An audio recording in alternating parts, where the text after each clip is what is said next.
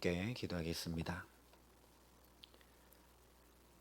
아버지 하나님, 오늘도 참 생명이 되시는 주님의 말씀으로 살고자 이 시간 한 마음으로 주 앞에 엎드려 나아갑니다. 이 귀하고 복된 말씀이 오늘도 우리의 갈 길을 비추게 하시고 천지를 창조하셨던 이 능력의 말씀이 우리에게 힘과 지혜를 더하게 하여 주시옵시고 주의 생명의 말씀만 우리에게 참된 안식과 평안을 주는 귀한 은총이 될 수 있도록 이 시간 우리 가운데 성령으로 역사하시며 함께하여 주시옵소서. 감사를 드리며 우리 구주 예수 그리스도의 이름으로 기도합니다. 아멘. 오늘 우리에게 주시는 하나님 말씀은 출애굽기 23장 1절부터 13절까지 말씀입니다.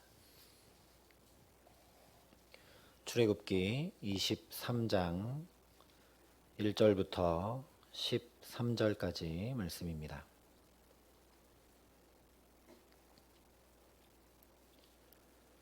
출애굽기 23장 1절부터 13절까지 말씀을 제가 봉독해 드리겠습니다. 하나님의 말씀입니다. 너는 거짓된 풍설을 퍼뜨리지 말며 악인과 연합하여 위증하는 증인이 되지 말며 다수를 따라 악을 행하지 말며 송사의 다수를 따라 부당한 증언을 하지 말며 가난한 자의 송사라고 해서 편벽되이 두둔하지 말지니라. 내가 만일 내 원수의 길 잃은 소나 나귀를 보거든 반드시 그 사람에게로 돌릴지며 내가 만일 너를 미워하는 자의 나귀가 짐을 싣고 엎드러짐을 보거든 그것을 버려두지 말고 그것을 도와 그 짐을 부릴지니라. 너는 가난한 자의 송사라고 정의를 굽게 하지 말며 거짓 일을 멀리하며 무죄한 자와 의로운 자를 죽이지 말라. 나는 악인을 의롭다 하지 아니하겠노라. 너는 뇌물을 받지 말라. 뇌물은 밝은 자의 눈을 어둡게 하고 의로운 자의 말을 굽게 하느니라. 너는 이방 나그네를 압제하지 말라. 너희가 애굽 땅에서 나그네 되었었은즉 나그네의 사정을 아느니라.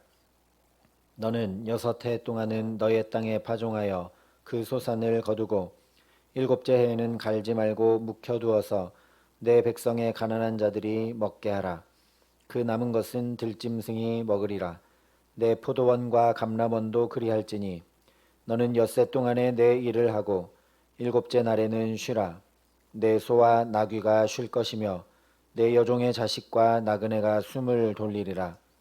내가 내게 이른 모든 일을 삼가 지키고 다른 신들의 이름은 부르지도 말며 내 입에서 들리게도 할지 말지니라. 아멘. 오늘 말씀을 통해서 하나님께서 우리에게 십계명을 주신 근본 이유를 다시 한번 확인하게 됩니다. 그 이유는 바로 안식입니다. 창세기 처음부터 인간의 죄로 인해 안식이 깨어지게 되었습니다. 로마서에 말씀한 것처럼 모든 피조물들까지도 하나님의 아들들이 나타나기를 고대할 수밖에 없을 정도로 안식이 깨어져 버렸습니다. 죄로 인해 우리 모든 삶이 이렇게 틀어지게 되었다라는 말씀입니다. 그래서 온갖 부정부패와 부조리와 인간의 존엄성 상실과 폭력과 전쟁과 심지어 전염병과 자연재해 등으로 인간은 안식할 수 없게 되었습니다. 이런 거창한 것들이 아니라 하더라도 우리가 살아가는 매일의 일상에 참된 안식을 참 찾기 어렵다는 것을 우리가 늘 경험합니다. 에덴 동산과 정반대의 삶이 우리 앞에 펼쳐져 있는 것입니다. 예를 들어서 살인은 다른 사람에 의해 자신의 생명이 강제적으로 빼앗겨 안식을 잃는 것입니다. 노예 역시 자신의 삶을 다른 이에게 빼앗겨 조종당하고 또 지배당하여 안식을 잃어버린 상태입니다. 음행과 우상숭배 역시 인간의 존엄을 뺏긴 것이고 부모 공경이 되지 않는 것 역시 가정의 안식이 깨진 것을 나타냅니다. 그래서 하나님께서 율법을 주시는 것입니다. 율법은 실행해야 하는 의무와 짐이 결코 아닙니다. 오히려 율법은 이렇게 뒤틀린 삶, 안식을 잃어버린 삶을 회복하는 방법을 말씀하는 것입니다. 달리 말하자면 율법은 삶을 아름답게 회복하며 하나님의 백성으로 거룩하게 살아가도록 하는 안식법이 곧 율법이라고 할 수 있습니다. 그래서 지금까지 살펴본 말씀들도 그렇고 오늘 말씀도 보면 인간의 죄로 인해 깨어진 안식을 어떻게 회복하느냐에 초점을 두고 있습니다.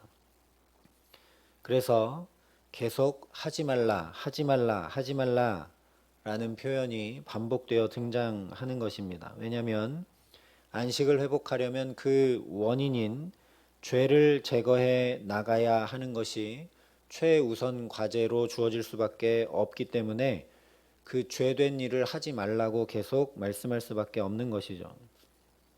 오늘 말씀 역시 구체적 삶에서 안식을 회복해 나가는 규례들을 말씀합니다.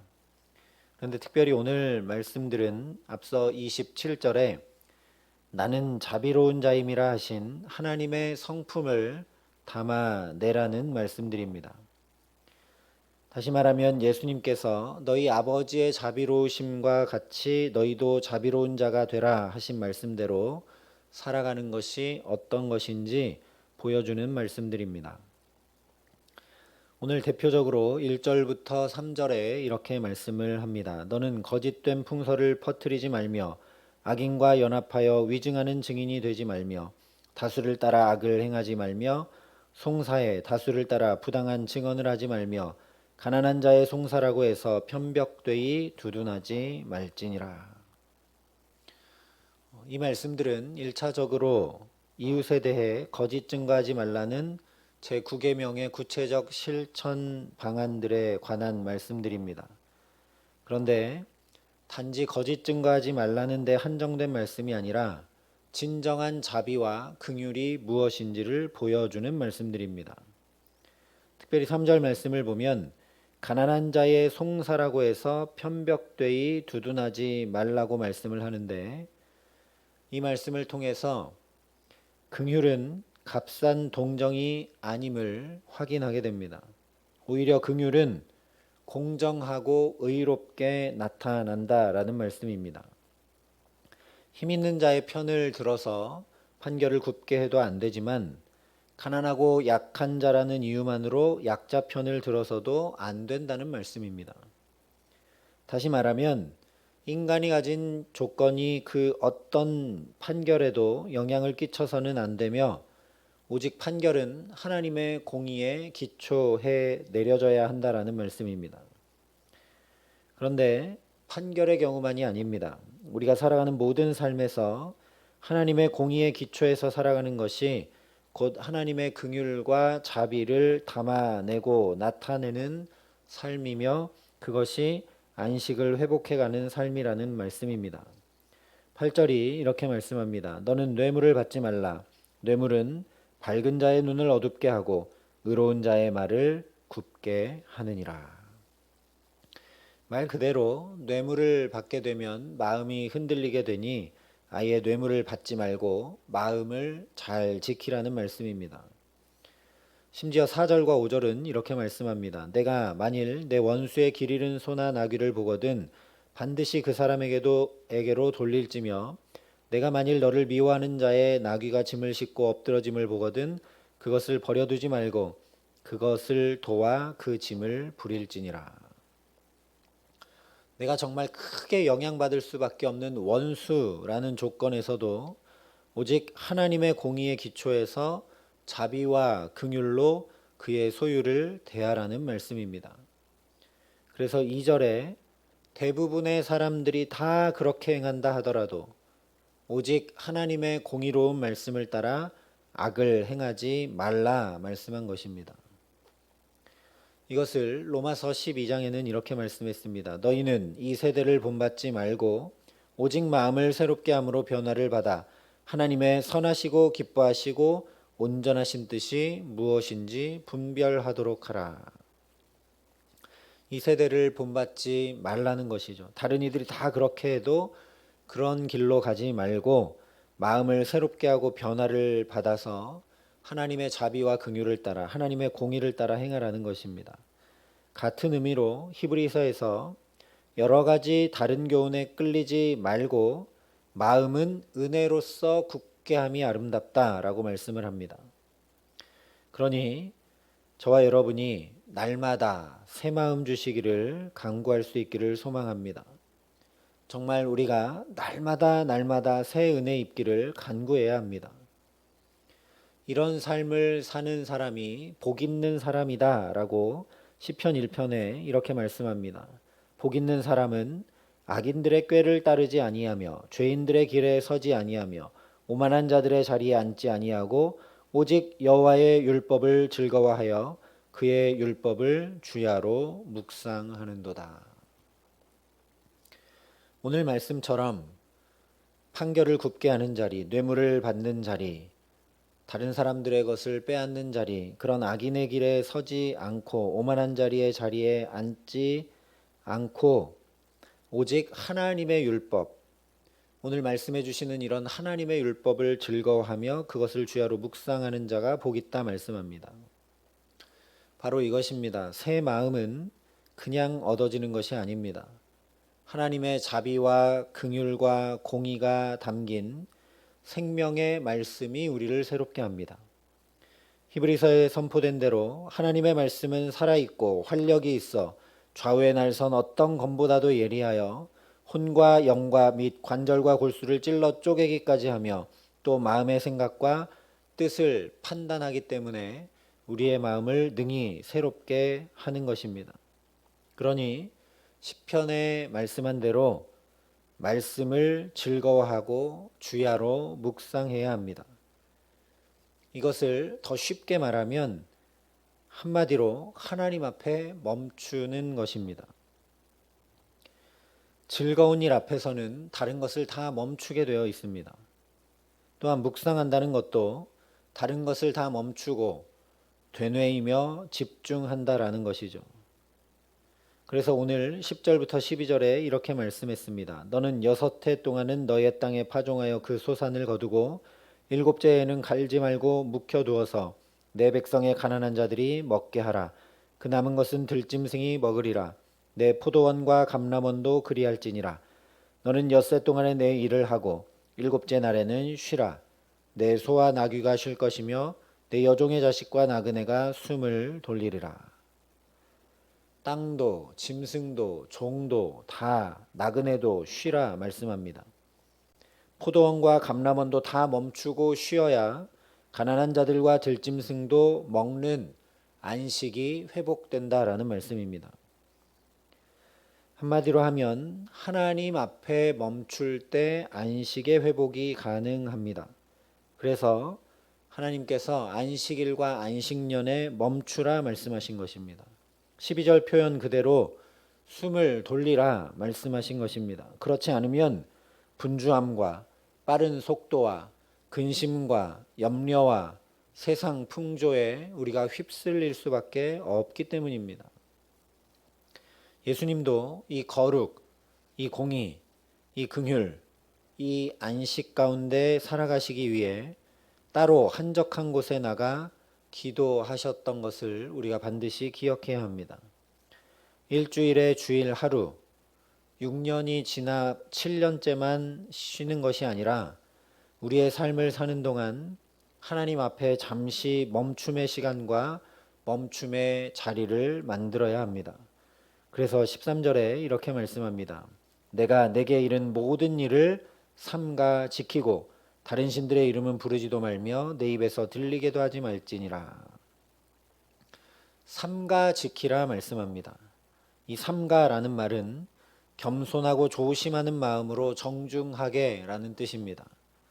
이 삼가는 태도를 견지하기 위해서 우리 조선의 선비들은 자기 옷에 방울까지 달아 방울 소리가 나지 않도록 정말 조심조심하기까지 했습니다.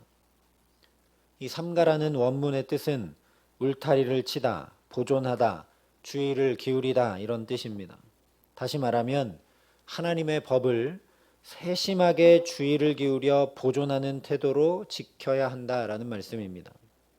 또한 이 울타리, 하나님의 말씀이 두르고 있는 이 울타리를 넘어가지 않는 태도로 지켜야 한다는 것이죠.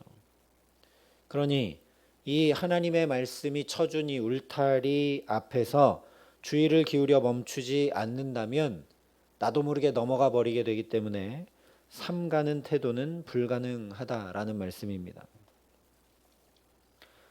새롭게 주신 오늘 또 기도하는 이 시간 하나님 앞에 멈추어야 할 것을 깨닫게 하시는 은혜 주시기를 간절히 소망합니다.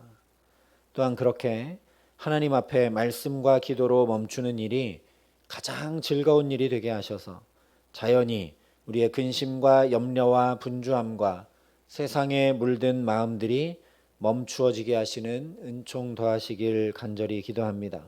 그래서 예수님을 뒤따라 우리 걸음을 멈추고 먼저 기도하며 또한 먼저 멈추어 말씀을 묵상하기에 날마다 우리에게 새 마음이 부어지게 하셔서 우리 가정과 자녀들과 일터와 모든 삶에 하나님의 안식이 회복되어 정말 복 있는 사람으로 살아가게 하시는 귀한 은총 주시기를 우리 구주 예수 그리스도의 이름으로 간절히 축원합니다. 함께 기도하시겠습니다. 아버지 하나님, 복 있는 사람은 오직 여호와의 율법을 즐거워하여 그 율법을 주야로 묵상한다 말씀한 이 말씀에 귀를 기울입니다. 하나님, 내 힘으로 근심과 염려와 또 바쁜 일상을 멈추기 어렵사오니 주님 앞에 멈추는 일이 그 어떤 것보다 즐거울 수 있도록 은혜를 더하여 주셔서 자연히 멈추고 주의 말씀에 귀를 기울이고 주님 앞에 간구하며 나아감으로 우리의 안식이 하나님 앞에서부터 회복될 수 있도록 은총을 더하여 주시기를 간절히 소원합니다. 하나님, 애쓰고 힘쓰고 세상의 다른 많은 이들이 하는 것처럼 살아보지만 우리에게 참된 안식이 없음을 주 앞에 고백하오니 주께서 우리에게 주신 율례와 규례를 따를 수 있도록 날마다 새 마음을 우리에게 부어주시고 날마다 새 은혜를 부어주셔서 주님의 말씀이 우리를 붙잡아 참된 안식의 삶, 가장 복된 삶, 주와 함께 살아가는 데 부족함 없도록 우리 모두를 축복하시고 함께하여 주시옵소서.